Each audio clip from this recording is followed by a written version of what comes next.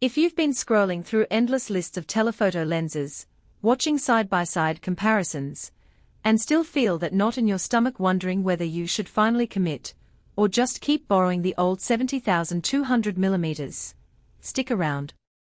This review is going to cut through the hype and help you decide if the Tamron 70180mm f2.8 DIIIVC VXD G2 for Nikon Z actually makes sense for the kind of shooting you do.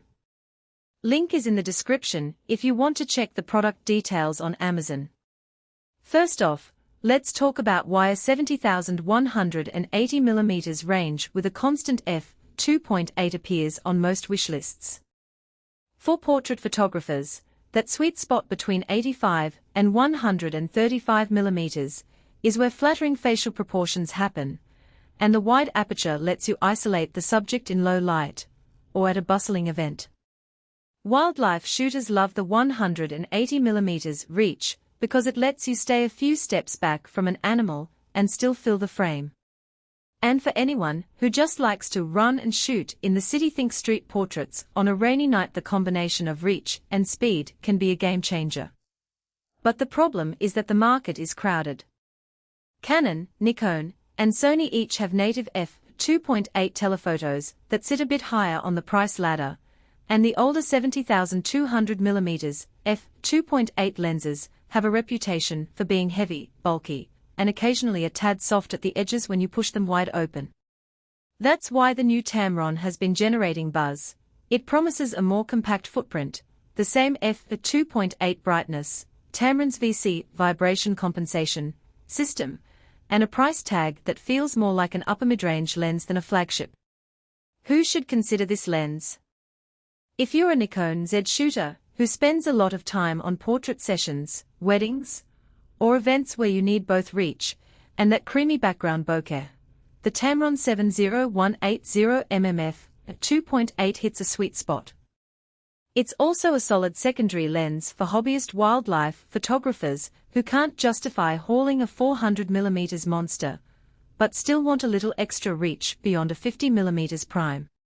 People who shoot video, especially vloggers or documentary creators, will appreciate the relatively quiet VXD, voice coil-driven, autofocus motor, which feels smoother than the older screw-driven systems. On the flip side, if you're a landscape photographer who rarely works at wide apertures, or you need the absolute longest reach for distant birds, this lens isn't the answer. The 180mm maximum focal length is still a step down from the 200mm you'd find on many pro lenses.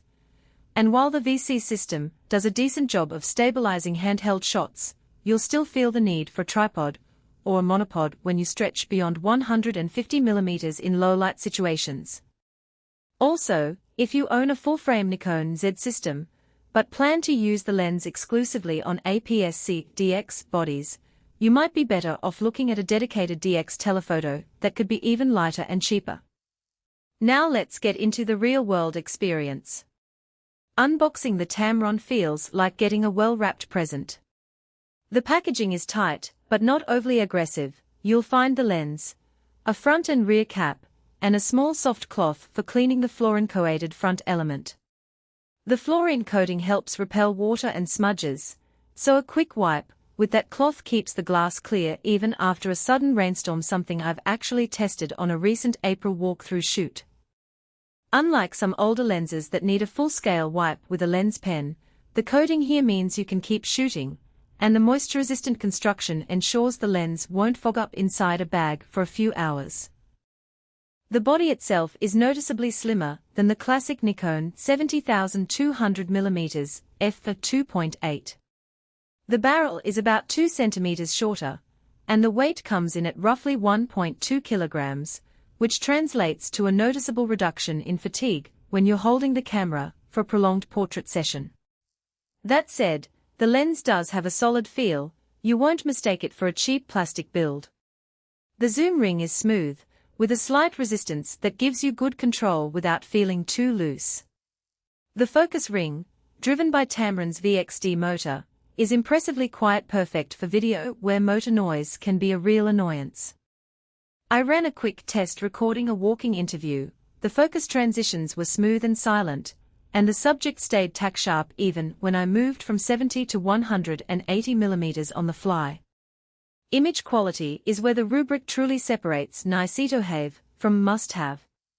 At f/2.8, the center sharpness is consistently high across the entire 70,180 mm range. In a real-world portrait of a model lit by a single window, the eyes are razor-sharp, while the background falls away in a buttery blur.